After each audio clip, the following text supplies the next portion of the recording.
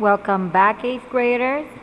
I hope you come back with those batteries charged to have an excellent week. During this week, we are going to be solving one-step equations. Our objectives for the lesson are to create equations that describe relationships by interpreting words as mathematical symbols, as well as to solve one-step equations by applying the addition property of equality or subtraction property of equality. Also, to solve one-step equations by applying the multiplication and division property of equality. Our I can statement is I can solve equations by using addition, subtraction, multiplication, and division.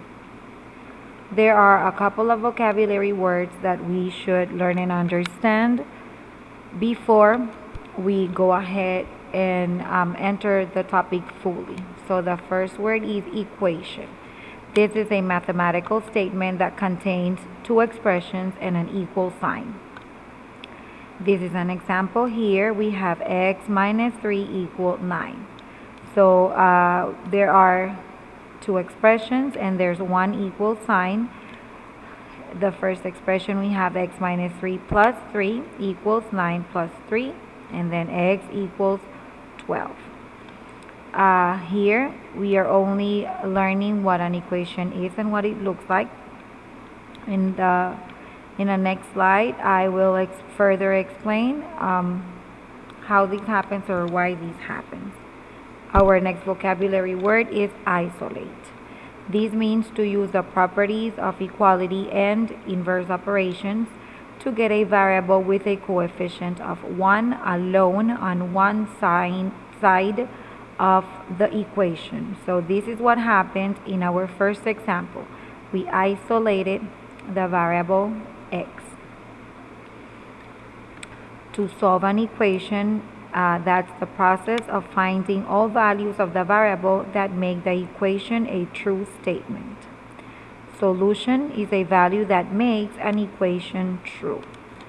So down here we have a solution to one equation, a value for a variable that makes the equation true. So the equation is 2 plus x equals 4. We are going to learn to isolate the x so that we can find the value of the equation, and that value is going to make it true. An equivalent equation, these are two equations with the same solution. You might remember when we studied the distributive property, we learned about equivalent equations. We have an example down here where we have 5, open parentheses, x minus 1, close parentheses, plus 7. These expression can be rewritten as applying the distributive property 5 times x plus 5 times 1 plus 7. We then simplify. 5 times x is 5x. 5 times negative 1 is negative 5 plus 7. We copy plus 7. And then we are going to combine like terms. Remember from a previous lesson, like terms are those that have the same variables and those variables have the same exponents. So in this case, one term 5x doesn't have any other like terms, and then we have two constants 5 and 7. So we are going to apply the integer rules here to find the result, which would be 2. So our expression would be 5x plus 2. And over here we have as well equivalent equations that we come to find them after we isolate the variable to find its value. As I mentioned earlier, we are going to work with properties of equality. There are addition and subtraction property of equality. These ones state that if a number is added or subtracted to each side of a true equation, the resulting equivalent equation is also true. So that means that for a number A plus a number C is going to be the same as adding C to a number B. Same for subtraction. A minus C is going to be the same as subtracting C from a number B.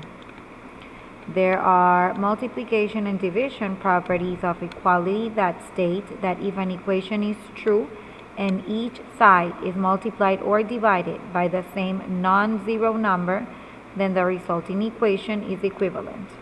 So when A equals B, then that means that A times C is equal to B times C. As for division, if A equals B, then A divided by C equals B divided by C. So to solve one-step equation, we are going to use the four basic operations or the properties of equality of addition, subtraction, multiplication, and division.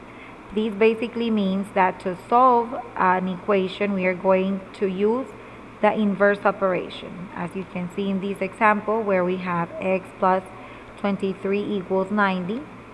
To prove that this is true, we are going to use the inverse operation of addition. We know that the inverse of addition is subtraction, so we would be subtracting 23 on both sides.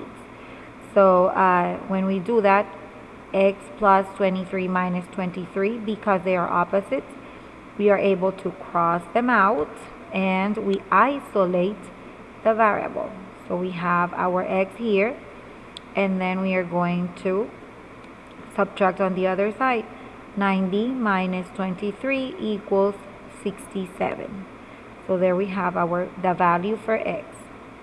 On the next side, we can see how to undo subtraction. We are going to use addition or use the opposite inverse operation of subtraction, which is addition. So we have x minus 12 equals 74. So we are going to add 12 on both sides to try to isolate our variable and prove or find our value.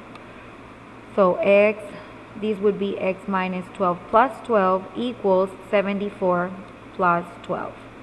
We are able to cross these out because they are opposites or additive inverses, and the sum of additive inverses is always 0.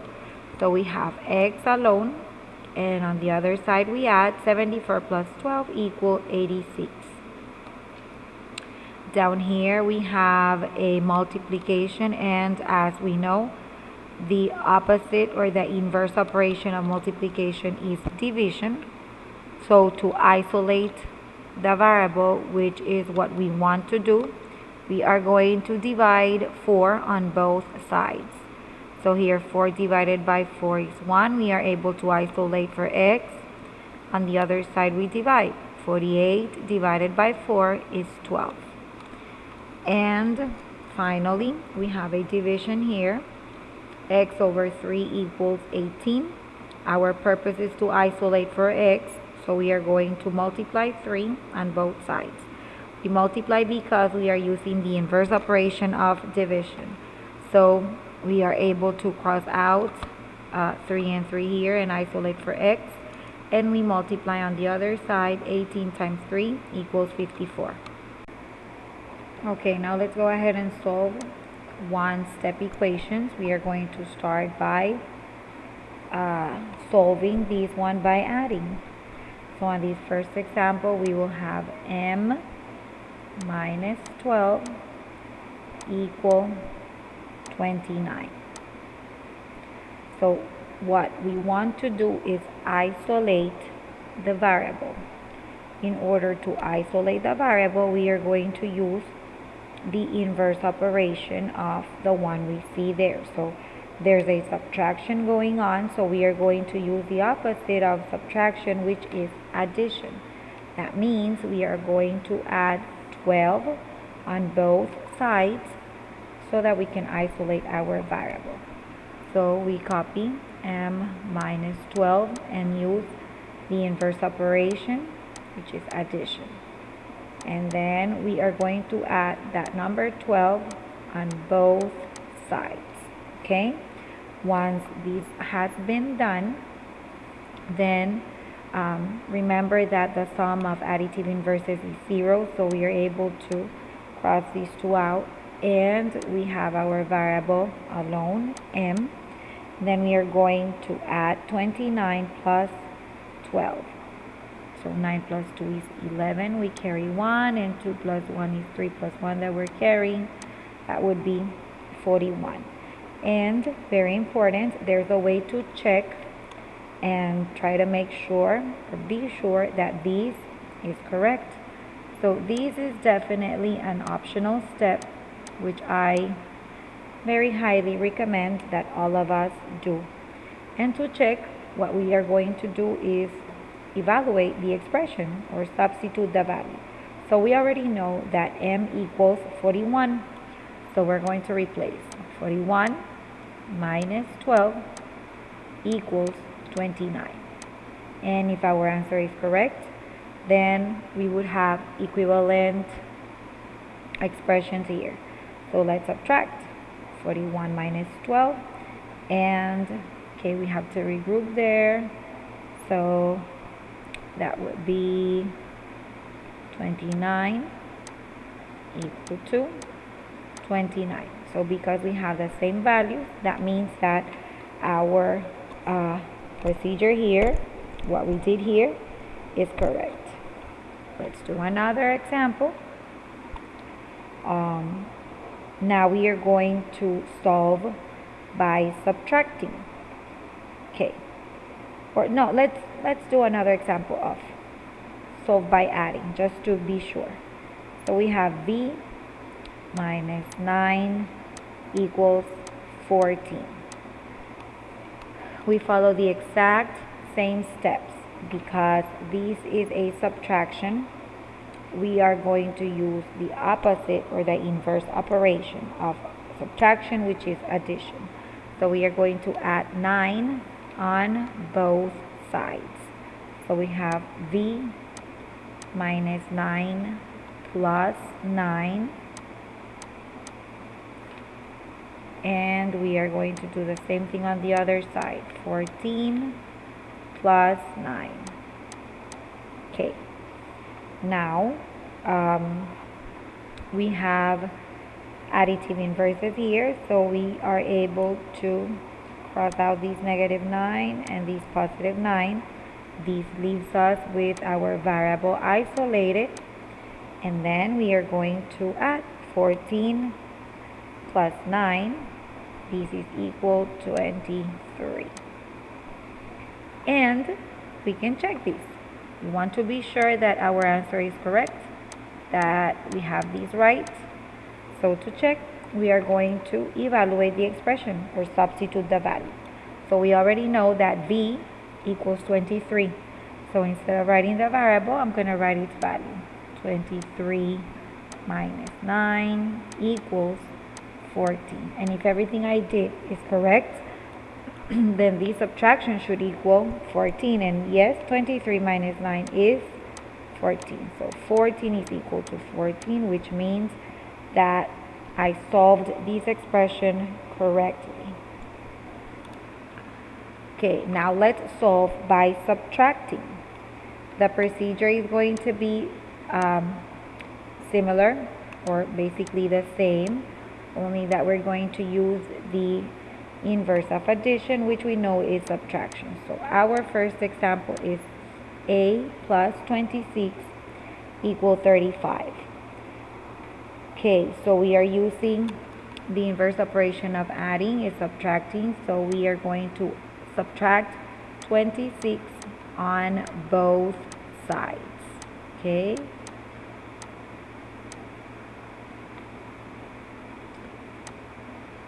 Okay. So there we have it. Here we have additive inverses. We cross it out. That's the way in which we isolate our variable, and then we subtract. 36 minus 26 is 9. Once again, we can check to make sure that everything we did is correct. And to check, we are simply going to replace the value or to substitute. So we know that A is equal to 9.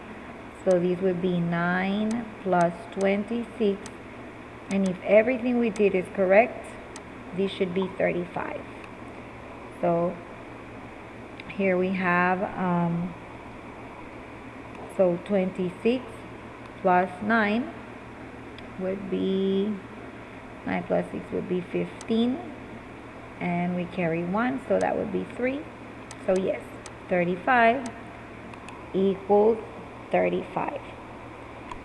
Okay, let's do another example where we solve by subtracting. Okay, so in this case we're going to have s plus 14 equals negative 8. The procedure is going to be exactly the same, so do not get distracted by that negative sign there. Let's get started. We want to isolate the variable, so we are going to use additive inverses, or we're going to subtract 14 on both sides. So we would have s plus 14 minus 14. Remember, we are subtracting on both sides. And then negative 8 minus 14. We get rid of those additive inverses. So we've got our variable isolated s, and then we are going to perform this operation. Here we are going to apply our integer rules, and you might remember the KCC tip that I gave you so that we could remember. So these would actually be going to do it here on the side. If we apply KCC, I'm going to put it here. So K means keep the first integer, change the operation, and change the sign of the second integer. So this would be negative 8 plus negative 14. Okay, so according to adding integer rules, two negative signs indicate addition. So we're going to add 14 plus 8. This is 22, and both integers are negative, so my answer is also going to be a negative number. So that means that s equals negative 22. Okay, and as we have been doing, we can check this. Again, I recommend that you do not skip this step. So we're going to replace x with negative 22 plus 14, and if everything we did is correct, this should equal negative 8. Look at here, we have an addition. We apply the integer rules. So we have different signs. That means we are going to subtract 22 minus 14. That's going to be 8, and we keep the sign of the largest integer. So negative 8 equal negative 8. Now let's learn how to solve one-step equations by multiplying or dividing. Our first example will be 6y equals 54. We already learned that when we have a coefficient next to a variable that indicates multiplication, and the inverse operation of multiplication is division, so let's go ahead and divide both sides by 6 in order to isolate our variable. Okay, so let's simplify this. 6 divided by 6 is 1. So we isolate our variable with a coefficient 1. And then we simplify these by dividing both denominator and numerator by 6. So 6 divided by 6 is 1. 54 divided by 6 is 9. So we have there 9 over 1. And in the end, that's a 9. We are going to check, very important step. We must not skip it. This is going to allow us to be sure that our answer is correct. And to check, the only thing we do is to substitute our value. So we already know that y equals 9, so 6 times 9 equals 54. And if everything we did is correct, then we should get the same solution, and we do get the same solution. So we know that everything we did above is correct. Now let's solve one by multiplying. So we have 3/8 of x equal 9/4.